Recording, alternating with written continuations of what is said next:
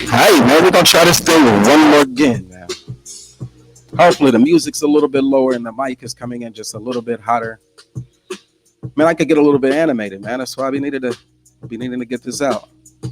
Wife in the back, man. Top 10 greatest people of all time. You see her back there. Brother Moses, going live, man. We testing out these new features, man. I got a link from Brother George Macon, who had asked me to join StreamYard. I also saw Brother Danjala.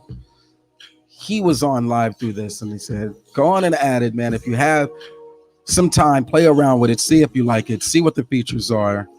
And so a couple of things that I wanted to be able to do this morning. First time I went through it, very, very, very few glitches from the StreamYard. But me being cheap, haven't upgraded my computer, haven't upgraded my mic, I haven't added the new software. And so I'm still working on what I need to do to be able to pull out the full functionality of StreamYard. Won't give an assessment just yet, but right now I will say there was no glitches on the StreamYard side. But for me, I had technical difficulties. I had internet crashes. I had a whole bunch that was happening. T. Kels, what's good? Loving my blackness, Cole. Appreciate you for joining the part one and the part two. If you were there, Auntie Wanda, hello, hello. Sister Buckner, I am back.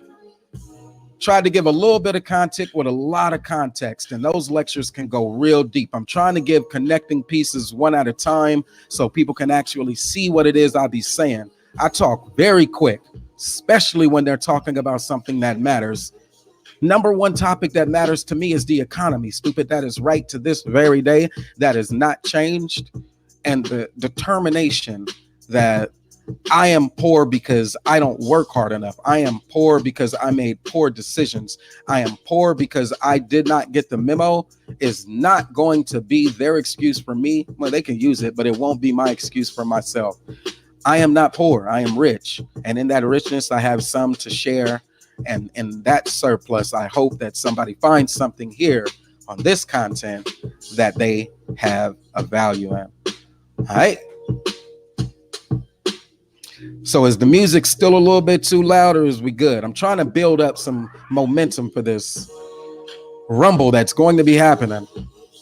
And some might think that it's too soon to talk about the context of what this rumble is. So if anybody sees it and sees themselves on other chats and they find that urge to talk about it, multiple active shooting scenarios, multiple active shooter scenarios, those bad boys are happening without warning from the federal or state government. And so therefore we have a challenge, keeping each other alert, keeping each other on our toes, keeping each other in prayer. If that's where you're at, those are going to be good. But likewise, we still know that there is a disproportionate number of African Americans who do not have the resources to evacuate in the event of emergency, even if they could. Dr. G, pace and keep it B1, man. And because they are my primary interest and my primary focus, those, the least of these, the underbanked, I went into some information on part one that was about drive and about gas prices and imports. I broke down that chart from the Bureau of Labor Statistics. I broke down even their table and showed you that from education level of attainment to the weekly median income. And then I took it from that into power in the different areas where there is actual power. Moved forward into part two and broke down some key information on wealth and wealth inequality. Those numbers and that data are alarming because it flowed into the redlining presentation and it flows into the unbanked and the underbanked. So now here on part three, I'll bring that to a culmination.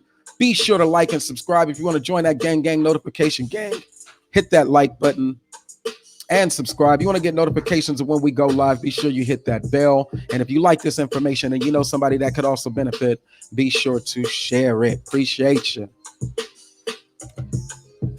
Man, it's so hard to get right there where everybody else is, where you can say, where is there some mental health issues that are linked to the people who would commit these atrocities, these low-life scum domestic terrorists who go out and seek to destroy and cause this level of chaos.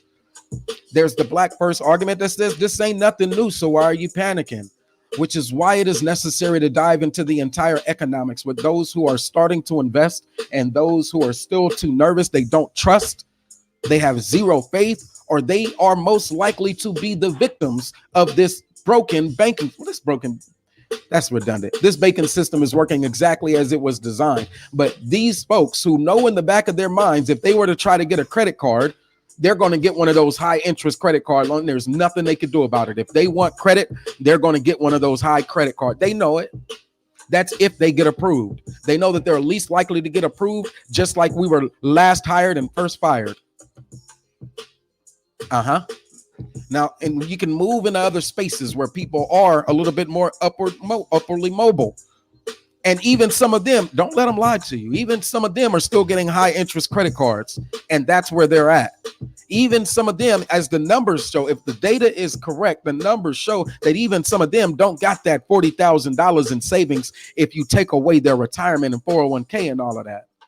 It'll show you that they don't have that much money in their savings and checkings accounts, that they're not heavily invested in money market accounts nor the CDs, that they are just as underbanked as the rest of our society. And thus, in the state of an emergency, they are also least likely to have an emergency or an evacuation. It's time to go right now fund. And so what we're witnessing with these multiple active shooter scenarios is that they do have the ability. They have all the tools and resources. When these white supremacy terrorists want to act crazy, they have all the capability and the tools, all the laws and the policies to protect them and to walk them in softly. They can get away with murdering tens of citizens. Just go inside of a Walmart. I showed you the stock price of that Walmart. They can just go inside of a super Walmart and let loose with an AK-47. And if they don't kill themselves, they can get walked out with dignity under this system. This system ain't broken. It's working exactly like they would have it to work. And while the rest of those shoppers, those blacks and Mexicans, may have been in there putting it on a credit card or using the last of their savings, not just their checking for transactional things, but they may be dipping into their savings account to even shop inside of that Walmart. You feel me? Who is being targeted? Now, what these multiple active shooter scenarios is showing you when they pick these soft targets, this is a one-man army, but they are many. Woo! While it was just one person, it was multiple events, yes. What they would like to call isolated incidents, yes, but the ideology is so rampant that if they did decide to go 4 or 5 deep, all of them with the AK-47s inside that Walmart, what would that aftermath look like with a multiple active shooter scenario? And that's just inside of that one Walmart. So when I read to you from that interview that Professor Smalls had, and it was history, but it was real. If there was one key takeaway that I would want you to have, it would have been from that episode, that section of that live stream, excuse me. I'll see if I could find it just in case somebody's only catching this one and we're not able to watch the first ones. I don't think it's this one. Although this one is chock full of powerful information. Let me run through it on a sidebar just real quick. Let me run through it. Because this information has to be available and right there active for you. All right. I remember when I did this with Brother George Macon, the struggle for political identity, pro-blacks versus black conservatives, the conversation that you'll hear on the Sunday Rumble today, Brother O'Shea Duke Vlogcast channel, is going to be about one of these sides and the black people who align with that conservative view. And are they still putting out the most white supremacist terrorists? Are they putting out the most domestic terrorists here in America? That is one hell of a topic. I just got to ease my way into that with some conversation here. Because Brother George Macon and I did a breakdown on this where I gave some key points here. I was trying to get there, but I don't think I'm speaking fast enough. Why is it important for Black men to analyze, understand, critique, and situate themselves in an economic-based political philosophy like capitalism, socialism, Marxism, or communism? Why is that important? Why is it objective? Why is it important to objectively critique socio-economic conditions and their root causes? Because this is something that they keep dismissing when we come on. They call us the pro-blacks or the hoteps, but they love to dismiss socio-economic conditions and their root causes whenever they have conversations. So if these are the people who are going to be speaking about white supremacist terrorism and their mass multiple active shooter scenarios that we just witnessed, understand their ideology, understand where they're coming from with this all is war, but these are the men who never served. Why is it important? You have a breakdown of how they like to approach information. Let me see. I gave you some of these pictures. These pictures here are from Gordon Parks Photography, world renowned. We are living in a police state is just one side of this coin. The other one says, and if we weren't, these white supremacist terrorists could become that same multiple one event, but multiple active shooter scenarios where many of them, I broke down the godfathers of the philosophies as they would call them. These aren't the ones you'll hear a pro-black quote, but you need to know where their information is coming from and what is the premise of that information, how it really impacts the soul of a person. And you'll hear some of the things that they say, which is just jargon. But if you can really critique what they're saying, then you know it's deeper than jargon, that they are misaligned in their spiritual systems. And how did that happen? How did these black conservatives become so lost? How did they totally skip Thomas Aquinas, Augustine, the city of God, Martin Luther, a state of grace? Why did they hold on to certain rights are inherent by virtue or a human nature? These rights that are endowed by God, they're understood through your ability to reason as a human, but these are your rights. How did they skip that and think that that does not apply to the black man, the black freedom fighter, the black POW, the black drug dealer, the black single mom, the black hustler in a capitalist system? How do they look beyond years of wrongs and just see this white as being right so many times and in so many conversations? Niccolo Machiavelli, I know they got to know who Machiavelli is, even if they can only faintly get an understanding of Machiavelli through Machiavelli Tupac. They ought to know.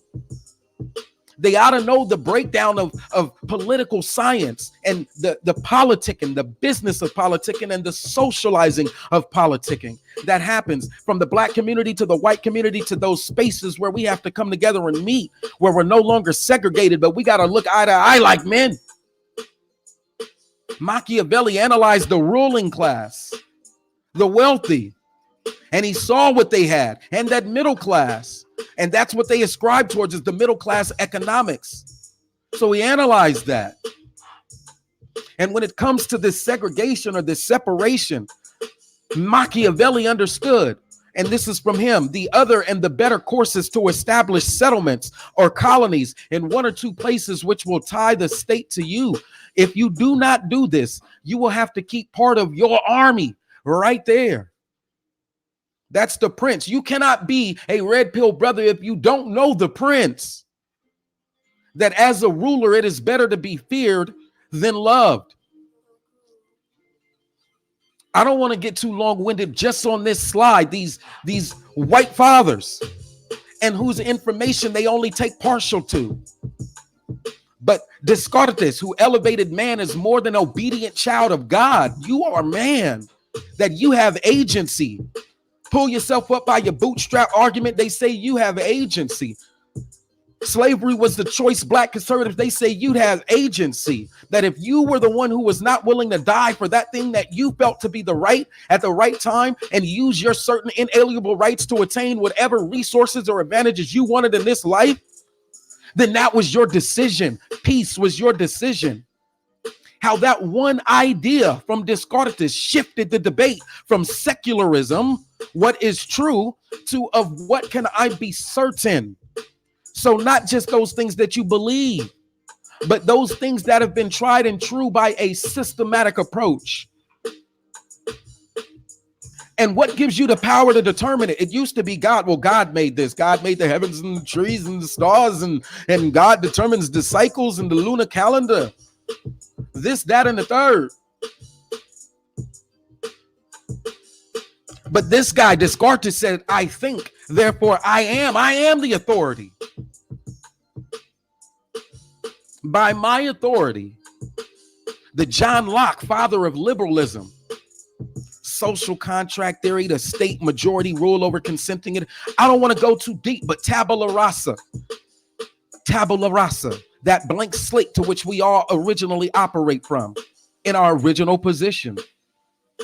On that live stream with Brother George Macon, I went into Burke, the father of conservatism, since that's who they claim to love and that's what they claim to follow, these ideologies, not for the greater good, not from a people who create a universal maxim, something that if this is something that I'm going to do, then it needs to be fair. It needs to be something that I would want everybody inside of the universe to do. Everyone should do it or I shouldn't do it. It's not a universal maxim of what is right. That is important, right? Because if you're setting a law, something that you say should be a principle that all follow and that there are consequences for not following such principles, then your consistency has to be something that you would want somebody else to do. If you don't want people to steal from you, you don't steal. If you don't believe that greed and your greed should be met by somebody else equally or greater greedy as you are, then that is not a universal maxim. And I also went into Bentham, the father of utilitarianism. So when they're talking about the welfare state or John Locke's liberalism, when they're talking about universal maxims, or they're talking about J.S. Mills, the greater good for the greater number of people, these are the minds that they are up against when they try to ascribe to conservatism, when they believe that they are gods, when they believe that they think it and therefore they are, and that is the only rational explanation for being a surviving and thriving man with certain inalienable rights, Thomas Aquinas. And then they pop that red pill and think they're Machiavellian, that it is their responsibility to create with endless bounds a space, to rule within that space that connects the state to you, and to rule through fear, not love. Oh yeah, we went deep. We went deep on their pillars, on the people who they are the most proud of. We went deep. On their economists, we went deep. We rebutted the things that their economists had to say. Check it. If we wanted to be serious about evidence, we might compare where blacks stood 100 years after the end of slavery. Hold on, let me read it like I am. If we wanted to be serious about evidence, we might compare where blacks stood 100 years after the end of slavery with where they stood after 30 years of the liberal welfare state. In other words, we would compare hard evidence on the legacy of slavery with hard evidence on the legacy of liberals. See, this is they do. And while he can talk slow about it because he has absolutely nothing of worth to say in counter and refutation against the white man who he loves, I don't have that luxury. We don't have the hurry up and wait luxury. We have powerful people who speak with power, to power. And if we're not getting better at telling their story and incorporating it as a part of our experience here today, what are we good for?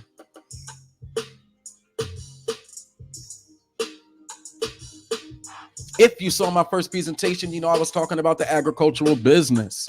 But we got to make it work together. I can't give you it all, or it seems just like this guy is ranting about everything.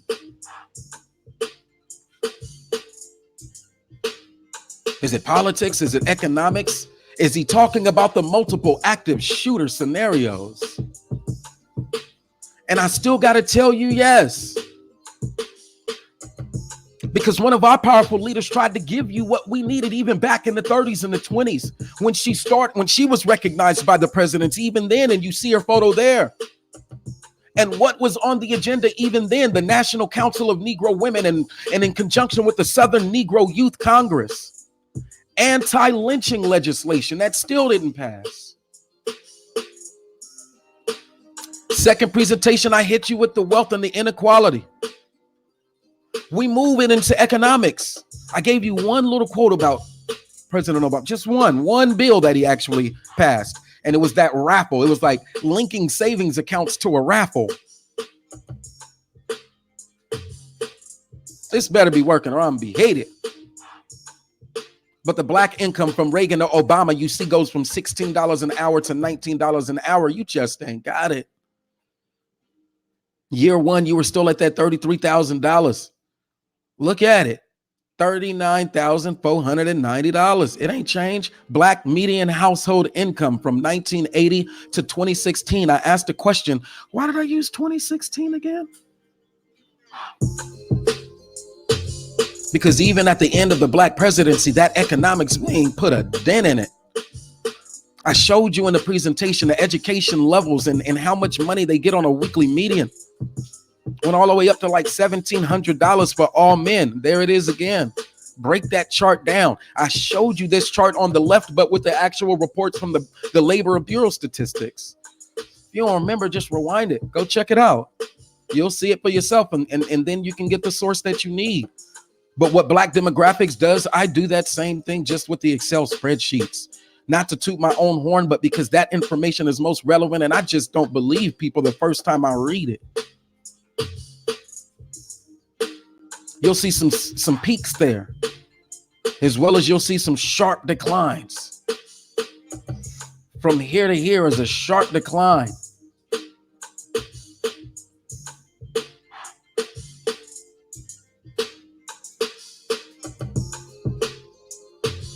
Man, there's so much that we could talk about with the multiple active shooter scenarios, but it's best to understand that if it's not based on a universal maxim, that it has less impact, that there are revolutionaries. There really the fuck are revolutionaries.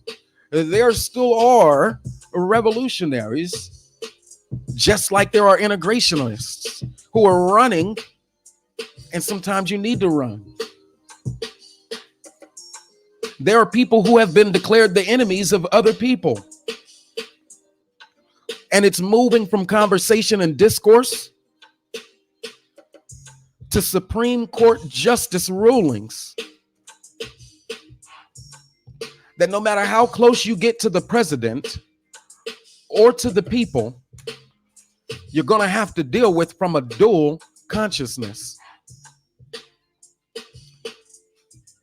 A master-slave dialectic where at times you will be empowered, you will be in control, and sometimes you will be the one running. Got to drop these jewels real quick. My guy is Du Bois. The nation has not yet found peace from its sins. The freedman has not yet found in freedom his promised land. The search for freedom was met with white resistance in the forms of war, terror, lies, and disorganized industries. Now, while that was the 1890s, tell me it ain't relevant today, and I will stop everything that I do. The ideal of liberty, inspired by the 15th Amendment, was met with polarizing race politics, hamstringing property rights, justice, and the quality of life of second-class serfs. Tell me that I ain't just tell you this. Tell me that this is not still today.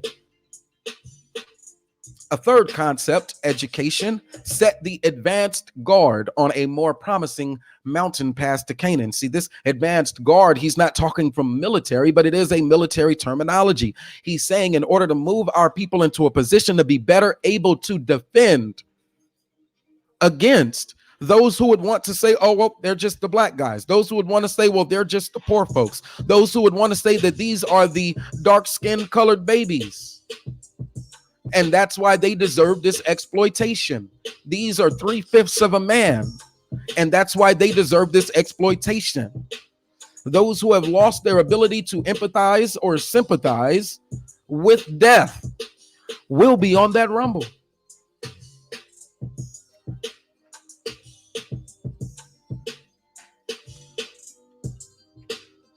See, this is my big brother from another mother, also there in Sacramento, California.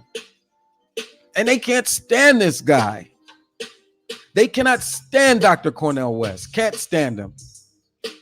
They socialist or his egalitarian views, think Marx, whatever they want to call him. And the way that he speaks to power about capitalism and best uses of capitalism. See, if you can give us tabula rasa and put us behind a clean slate, and all we understand is rich versus poor, most people behind that clean slate in their original state would want to be rich rather than poor. But because we do have so many who are the poor, and because we did have a entire generation of generations with agriculturalism as their founding labor, because we have that, man, I just want to tell you, we have opportunity here.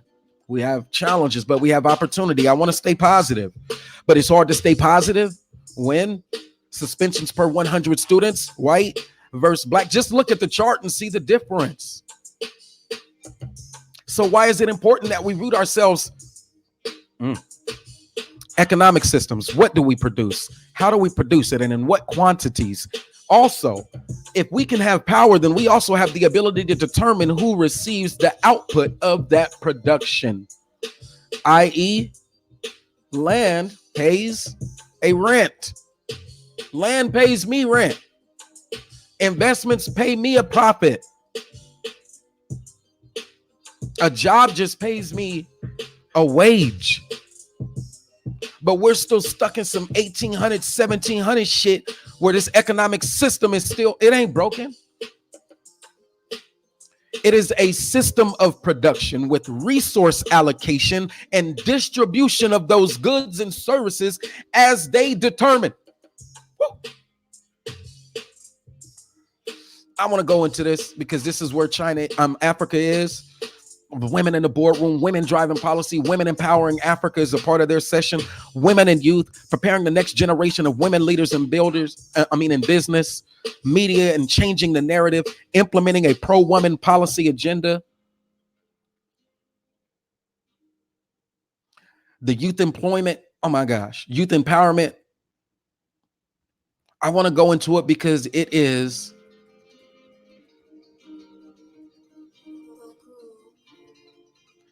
this. It is them.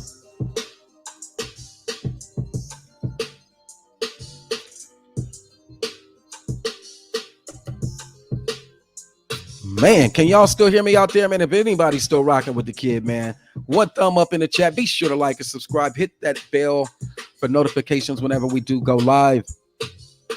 Had to give you one more, man. I had to give you that part 3. Peace. Oh, wait. I'm tripping because I was supposed to come back to it. We was talking about the multiple active shooting scenarios. And then which one was I trying to go to? I be getting so long-winded. I just be hoping people could keep up. Yeah, I'm gonna have to drop right here and start forward because there's just so much content that has to be brought out that is going to be missing in this entire stream. It's gonna be missing. These people can kill at will, and there is nothing that we feel we can do about it. That vulnerability is bullshit.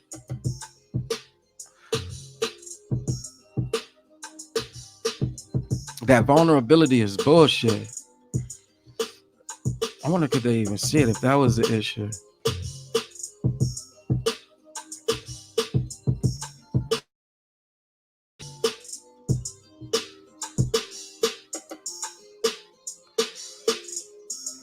All right, let's rock this way.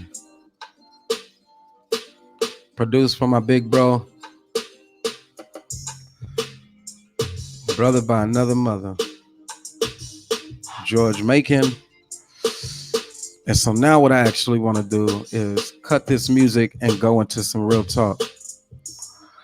But see, is this the right one? There we go. All right, let's do it.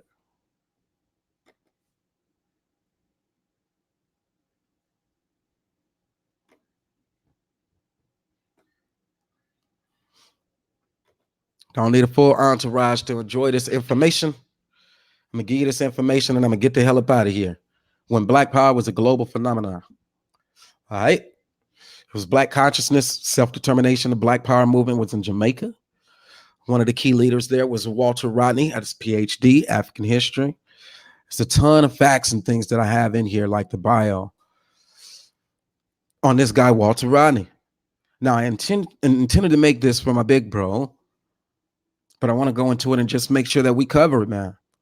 This is a repeat, but I want to make sure that you have this information for those who find it in the restream. Appreciate you. See how fast it works, man. I don't got the best internet speed, so we'll try to do it at the rate that we can do it at. Today, we are talking about multiple active shooter scenarios without the government's forewarning. All right, so we went right here to the Walter Rodney Foundation. Learns a little bit about him. This is his bio. Walter Anthony Rodney was born to Edward and Pauline Rodney in Georgetown, Guyana on March 23rd, 1942. Developed an intellectual and scholar and is recognized as one of the Caribbean's most brilliant minds. His academic record is filled with awards, scholarships, and honors. He attended Queens College, the top male high school in Guyana, and in 60, graduated first in his class, winning an open scholarship to the University of the West Indies, UWI. Pursued his undergraduate studies at UWI Mona campus in Jamaica, where he graduated with first class honors in history. That was in 63, so he's an historian. Rodney then attended the School of Oriental and African Studies in London, UK. Got to know these things. At the age of 24, he received his PhD with honors in African history. So he got his doctorate or his PhD in African honors. Rodney's thesis, A History of the Upper Guinea Coast, was published by the Oxford University in 1970. Combined his scholarship and activism, he became a voice for the underrepresented and disenfranchised. This distinguished him from his academic colleagues, those who otherwise would not have wanted to represent the underrepresented, nor give a story or a voice to the disenfranchised. His interest in the struggles of the working class began at a young age with the introduction to politics by his father and continued with his involvement in debate and study groups throughout his student years. His PhD thesis illustrated his duality as an intellectual and as an activist, as he challenged the prevailing assumptions about African history and put forth his own ideas and models for analyzing the history of oppressed people. Influenced by the Black Power movement in the U.S., Third World revolutionaries, and Marxist theories, Rodney began to actively challenge the status quo. Recap: while others wanted to study the white thinkers and learn about liberalism or conservatism, sentimentalism, and so forth, the Thomas Aquinas and such, this guy was influenced by the Black Power movement here in the U.S., Third World revolutionaries, and then he was also rooted in an ideology, that Marxism, and maybe not in practice, but at least it shows that he studied it, and thus it gave him some of his influence. All right.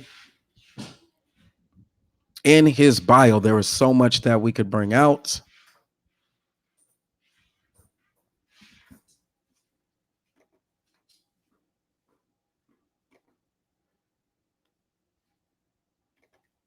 Including facts,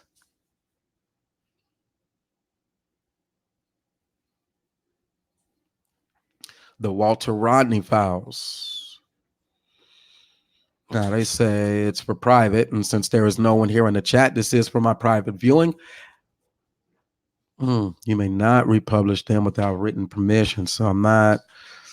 Let me see. What do they mean? You can't read photos and articles on this website may only be downloaded. Oh, downloaded. So they don't want me to actually scroll through this information because there's so much information here. I mean, I get that, but I still disagree. It is the public information, and it is for us fair use for educational purpose and for my own private use. I need to know this Walter Rodney, and I need to be able to come back to this video as a connector to the M.A.S.S topic that I'm speaking on, the multiple active shooter scenarios. In this situation, I'll just jump all the way down to what is the key information that we needed to extract from it. This is the showing of the following, the watching, the stories, all of these different informations that they had about the guy, the CIA and folks who are following him for the duration of his life, from his education, because of his links to Marxism and the revolutionaries, black revolutionaries in America, even going all the way into London. And what he spoke on African history was such a threat that if it spread widespread, it can start to be an influence inside of those systems. And inside of those systems, I do mean like the Black church, for example, the Black communities, the socialist movements, the radicalism that we saw in like the Oaklands and in Chicago and such. Because his information, he was top scholar, he was followed, and CIA, all of that information, because they thought he was radical. Relevance to today's topic is that they know, they absolutely do know, and they are more than likely following some of those white supremacists who are acting. And even before they act, or before they go back to work as doctors and dentists, before they create the bills and policies that influence the system, they know who they are. And this one, Walter Rodney, was a guy who was actually bombed or assassinated, as we would say. And that information is found between the letters between the embassy when he was arrested and all the different things, and the news articles and publishings. That's all the information that was found here. So out of respect for the people who have brought together and request that their information not be republished, I won't go all the way through this one and their photos and articles. But I do want to have that for my private viewing at a later time. And so we'll move from the facts about his assassination, and we'll also note that there is a source that is linked inside of this presentation that doesn't mind if you share their information. They don't mind. And so we'll use theirs as a jump off here and get into this guy. Very relevant figure here. Very relevant to today, because his ideology and what he wanted to act upon and his influence got him assassinated. But recently you saw where a person went inside of a Walmart and tried to shoot as many people as he could, and that person was walked out with dignity. Global Black history, Walter Rodney and the travel bans that didn't silence a movement. When there a silence, a travel band on, who is that? The Hidden Colors producer. Yeah, so much so. Man, we can get into it. I know they're going to start off with his bio. So let me slide all the way down.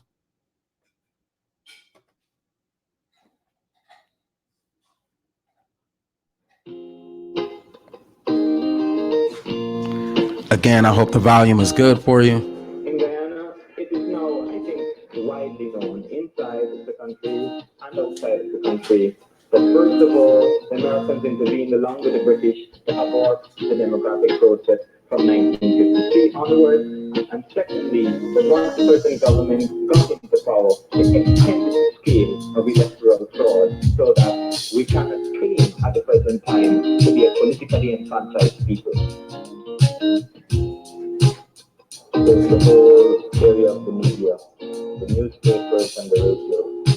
We find that since the government has taken over the business, it has ostensibly Right there. nationalized these newspapers, meaning in the interest of the nation, but in practice it is specifically in the interest of the ruling class.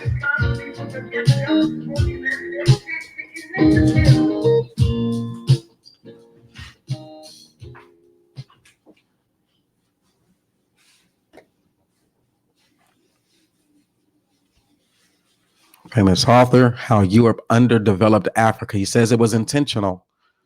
It was global, with the intentionality and the influence and the impact that cut it short, than Black revolutionaries. Cut it short, as short as they can cut it. Let me close all those joints.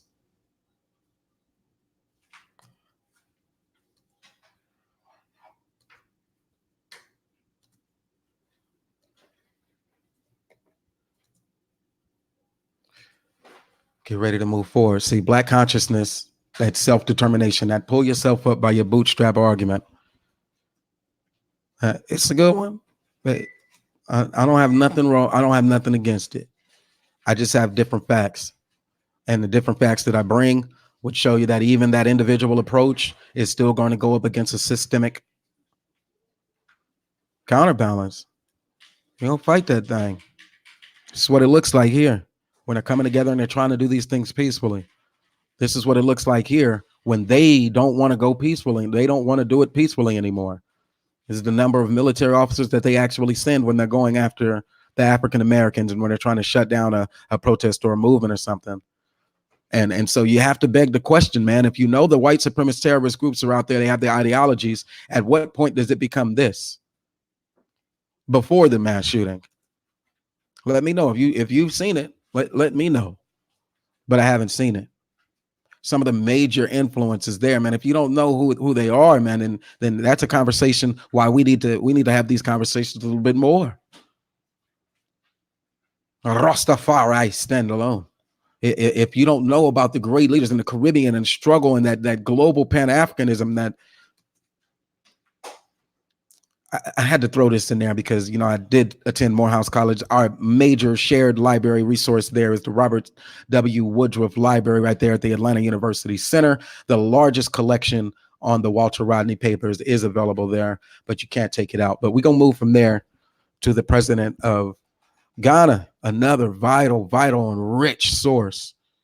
The Pan-African Congress, where they met, had these conversations about what needs to happen. How do we become the defense, the advanced guard for our own people in these times of dire need? Remember, they are not getting rid of they're not going to establish anti-lynching at any time. They will allow them to go in and kill in whatever manifesto or whatever name they want to take it in. They can come in and slaughter. And there is no warning from the federal government when they decide to become active shooter. And without that warning, then it falls back on the self-determination of the individuals and their groups and their collectives to bring out information that points you or influences you in a way to defend yourself. Right? Check it out. You can get the same bio. You can run it through. You can learn about Nkrumah.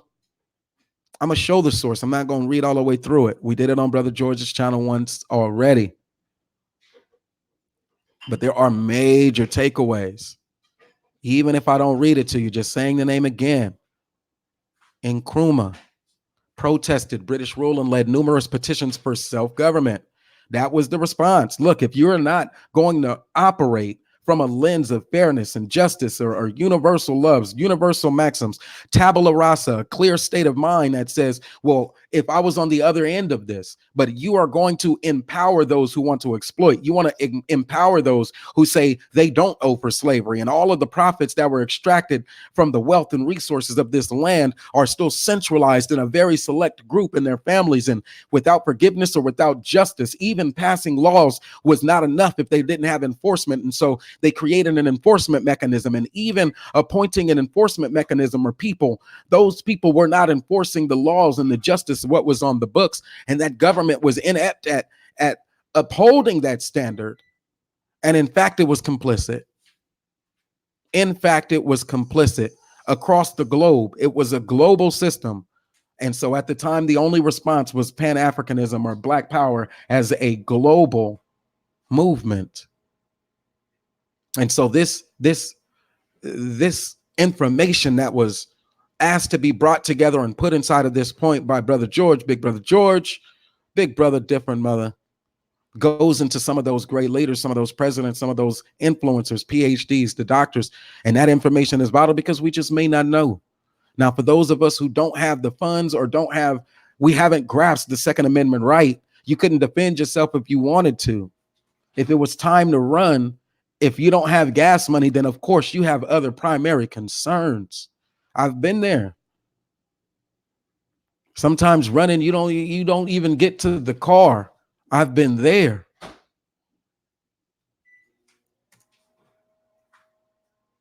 And so we know these conversations are important from a certain perspective. I'm not a fear mongerer, though. I'll give you these facts. You can have them. You can take them. You can leave them where they're at. But if you ever find my live stream, you're going to find this content. And I hopefully that when you find this live stream, you find this content useful. Not just talking about, well, whose fight is this? Is this the Republicans? Is this the Democrats? Let me give you just a little bit here.